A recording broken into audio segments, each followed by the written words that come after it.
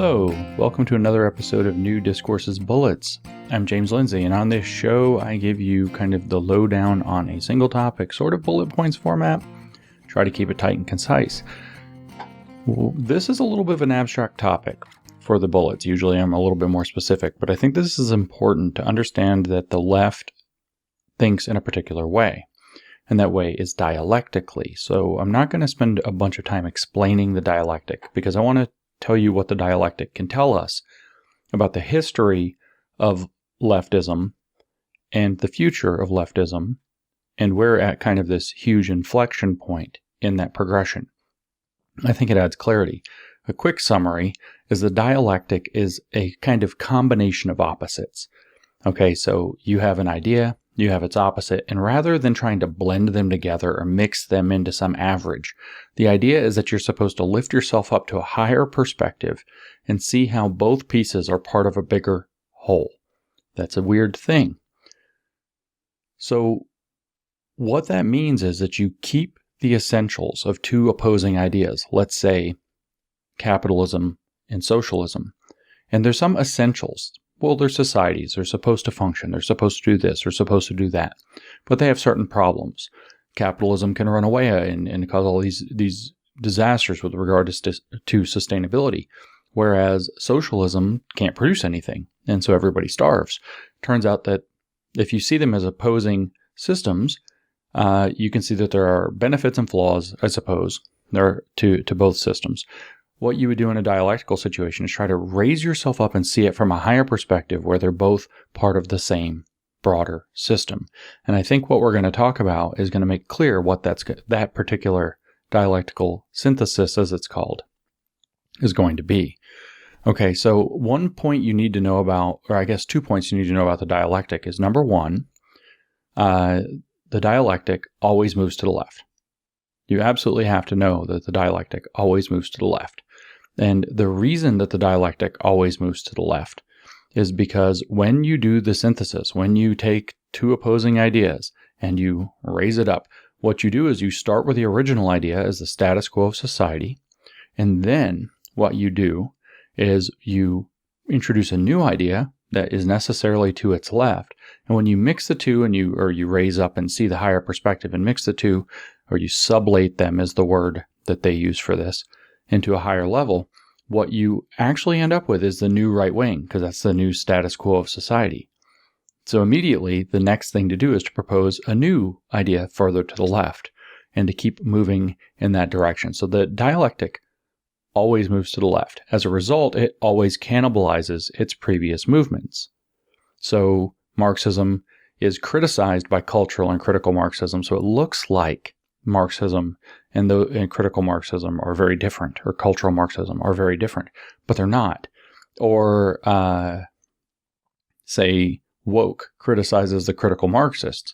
So it looks like woke and critical theory or critical Marxism are different, but they're not. What they are is that the essence has been kept and the particulars have been thrown away, and it's lifted up to a higher level of understanding.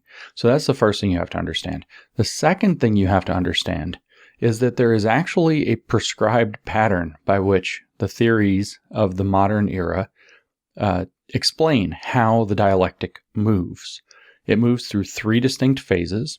The reasons are that it really is based in old esoteric magical religions, but it moves through three phases. If it were the Christian Trinity, you might identify them as the Father, the Son, and the Holy Spirit. And I say that because Georg Hegel, a German philosopher, he wrote a book in 1807 called The Phenomenology of Spirit. To put a timeline on him, he died in 1831. He formulated this in terms of, in fact, the Christian Trinity. And so he actually put in the position of God as the perfect idea. And then he also said that the perfect idea gives birth to a state. The state is the divine idea as it exists on earth, is his exact quote. So you know where this leftist statism comes into play so strongly now. And then the state gives rise to conditions that people live in, which gives rise to a society, which has a spirit of that society, which he called the Geist, or Spirit, or Holy Ghost, or Holy Spirit, right? And so then in Christianity, this Trinity is just three entities that are perfect, co-eternal. They were there at the beginning of time, they're there at the end of time, and whatever, blah, blah, blah. That's the mystery of the Trinity. In the Hegelian or the dialectical conception, they're a process. So the idea in the father position gives birth to the son, which is the state, and the state gives rise to the society, and the society has its mixing and matching and everything going on, and that all the contradictions becoming apparent to people, and that causes eventually a revolution in the idea. So you get a new idea and a new paradigm that's been lifted up that sees all of the contradictions of the previous society to where the particulars fall away, the essence is kept, but that they are now understood from a higher level. And the German word for that is Aufheben. If you're a listener to my podcast, you're very familiar with my uses of that word. And like I said, it's called sublation or to sublate in Marxism. So what I want to extract from that is that the dialectic is formulated, at least in leftism, since we'll go with the middle of the 1700s. And astute listeners will notice Hegel was later. So we're going to go backwards. But it's formulated there where there are these three positions, which you could call the ideal realm, which is ideas, and then the material realm, which is the state and nature and people, and then kind of the societal or cultural or spiritual realm. And it doesn't matter which one you use, but we'll say societal. So you have the ideal realm gives rise to the material realm, and the material realm gives rise to the societal realm. And society changes the ideas, so you go back to the ideal realm from there. And so this is the movement of the dialectic. It doesn't just move left constantly, it spirals left. And in the longer haul, where one movement cannibalizes the previous, it always does this. It always follows this pattern. It always goes from ideal. And it doesn't have to start there. It's a spiral. It's a circle, wherever, right? But ideal to material to societal. Ideal to material to societal. Okay, so we know Hegel was an idealist. So he was an ideal. And if you know anything about Marx, you know Marx was a materialist, a dialectical materialist. That's literally the name of his philosophy, dialectical materialism. Materialism is where the world works, and it moves dialectically. That's all that means, which is what I've kind of described.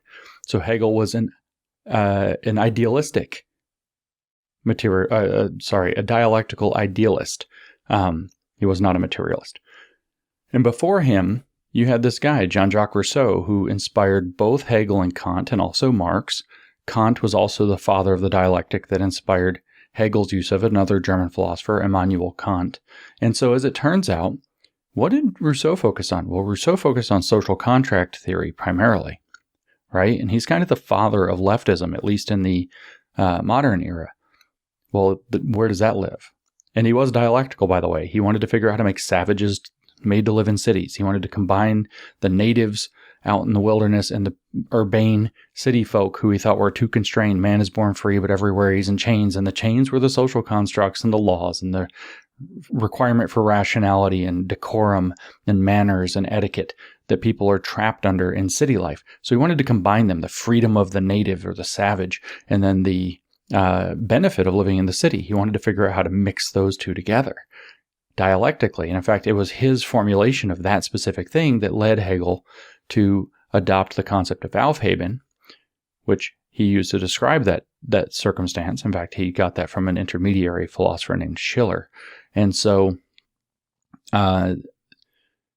here you have somebody operating in the societal realm, and then his philosophical, and that's kind of the birth of modern leftism, and then his philosophical inheritor operates in the ideal realm, and then his, which is Marx, operates in the material realm. So you see that societal to ideal to material, which means the next move would be where? Out of the material back into the societal. And what comes next? What's the next era of Marxism? Well, I already told you, of this dialectical leftist analysis. I already told you, right? Cultural Marxism. And then critical Marxism, which studies the very terms of the existing society and its cultural components and the way that culture is commodified, etc. In other words, it goes back to the societal analysis. The total of the society is under analysis in critical Marxism. And then what comes next? Woke Marxism. It has an identity phase, but identity is kind of ideally conceived. And then people start talking about kind of a Marxist theory of how knowledge works and knowing. Who gets to be counted as a knower? We have to have our lived experience count as knowledges. We have to consider other ways of knowing. This is back in the ideal realm, right? There's kind of these perfect identities out there, like your gender soul, like who you were meant to be before you were assigned a sex at birth. This is idealism. This is idealistic. But because there's been this Aufheben, this sublation, this combination, and it's gone around the circle already. There's aspects of materialism. You're going to change your body in order to affect the material realm. You're going to force a society to endorse you because you're trying to affect the ideal realm. But ultimately, you're still working in idealism. You're just going to have elements of materialism in society that are incorporated because of the dialectical movement so far. So if woke is dying, folks. If it's now in the ideal realm, what's next? The material realm. And what would the material realm be? Well, now we come back to where we started. This is your answer to the question of what do you get when you dialectically synthesize capitalism and socialism as though they are opposing systems. So you try to see them from a bigger, broader perspective, something that contains both of them, but without losing their essences. And what do you get? Well, what you get is called sustainable capitalism, sustainability, the sustainability movement of the United Nations, the World Economic Forum, etc. And what does it look like in practice? It looks like China. What is China? Well, it's a communist country that's actually in practice socialist, because real communism will never be tried. And so it's a socialist nation that's running a market at the pleasure of the party. The CCP controls the market with a command economy, but it's still a market. If you don't upset the CCP, you have an actual market, and it participates on the global market, etc. So you now have a market. You have kind of a quasi-market economy that solves the fundamental problem of communism. It produces. The Chinese produce like crazy. So they have the problem of production and the problem of distribution not as well solved, but the problem of production is certainly solved because they have a market operating. And so the goal then is what you have to do is figure out, well, capitalism produces the goods, socialism makes it sustainable. So what you have to do is mix them. And what is it exactly that the World Economic Forum and the United Nations and the Democratic Party and the left parties all over the West are trying to bring upon us? Well, it looks like we're going to have these ESG scores that serve the Sustainable Development Goals of the United Nations, and we're going to have a new sustainable and inclusive capitalism that redistributes according to social justice rules and some economics and highly progressive structures where poverty is alleviated, and we're going to make sure there's not too much environmental impact, et cetera, et cetera, et cetera. Right? And we're going to have all these governance rules. That's your ESG, where we're going to install people in power. So the next turn of the dialectical wheel, so that we're talking Rousseau's French Revolution inspiring social theory into Hegel's speculative idealism or his dialectical idealism, going into Marx's dialectical materialism, going into the critical and cultural analyses of the mid-20th century culture and critical Marxism, into this woke Marxism that's gone back into this higher level, lifted up idealist phase that's trying to combine some idealism, some materialism, and in fact some social criticism. And then now we're spinning the wheel at this higher level that's going to pay attention to social issues. That's the S in ESG, is social justice. But it's also going to be materially driven through the investment finance sector and the large corporations. So you're going to create a corporate command economy. In other words, a contained and controlled market that's going to be subject to the stakeholders that control it, the council, we could say, of stakeholders, the Soviet of stakeholders. That's the Russian for council is Soviet. And they're going to say how capitalism is going to work to make sure that it stays sustainable, right? And so sustainable capitalism becomes the dialectical synthesis of socialism and capitalism, and it's also the next turn of the dialectical wheel. And so what turn is after that? Well, it has to go back to cultural or societal, right? And so what's it going to be? Well, what spurred me to get off my butt, I've been meaning to record this for a while, but somebody sent me a link to the United Nations Academic Impact Report on global citizenship. Oh, there it is. Global citizenship. You see, people who believe in nations that are sovereign over their own populations, those people are at odds with the global citizenship concept. So what you're going to do is create the concept of a global citizen within the individuals who exist in their nations, and you're going to then poison the idea, make them think that all the problems in the world come from the fact that there are these nations. That creates inequality, that creates strife, that creates division. It's not sustainable. And so it's better if they start thinking of themselves more and more and more in terms of global citizenship. Of course, there is no global citizenship. Why? Because there's no global sovereign. Citizenship is the relation of a subject to his sovereign. That's literally what it means. There is no global sovereign. But if you get a bunch of people thinking of themselves as global citizens and you say, well, global citizens need global management, then you can bring in a global government. And that's how they get their global government, through a consciousness-raising, cultural, societal, Marxist analysis that the very existence of nations is the problem. And a global citizenship consciousness is what's going to be necessary. And so what do they write? It's just 2 paragraphs here on this landing page. Global citizenship is the umbrella term for social, political, environmental, and economic actions of globally minded individuals and communities on a worldwide scale.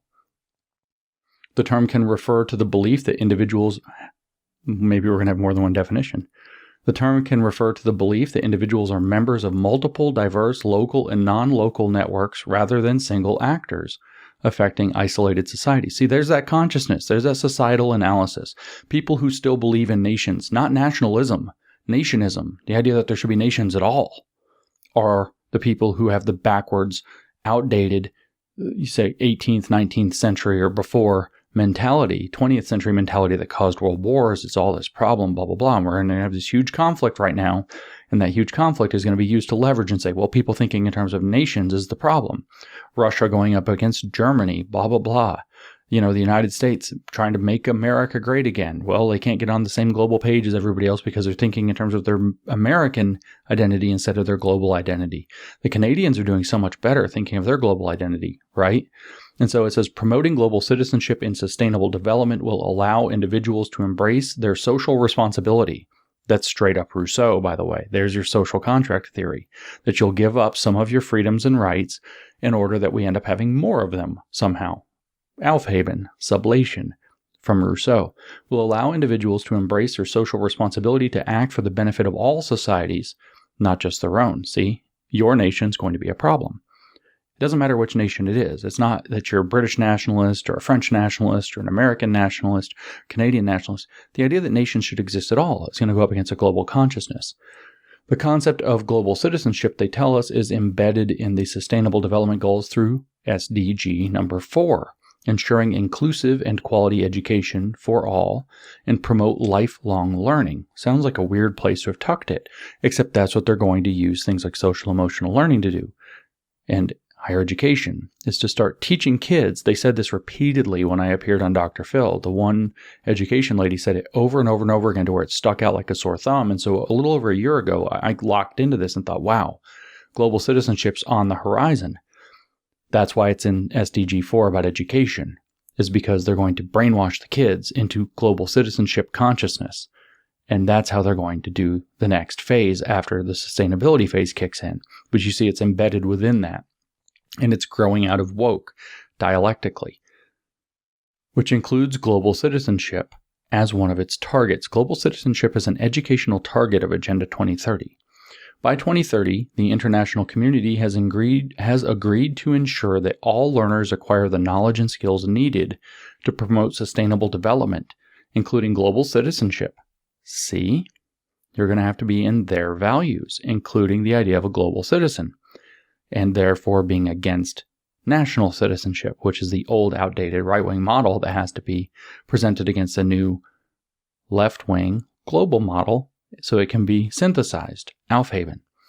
Universities have a responsibility to promote global citizenship by teaching their students that they are members of a large global community and can use their skills and education to contribute to that community.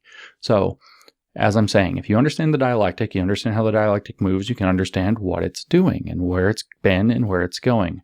Rousseau with sociality going into Hegel with idealism, going into Marx with materialism, going into the cultural and critical Marxists with the societal analysis, again, going back into woke with its weird idealism, gender idealism, identity idealism, transforming into the materialistic sustainability project of the same SDGs, which are to set up the capacity to move back into a societal analysis if they don't get total power, or so they can continue moving the dialectic of global citizenship.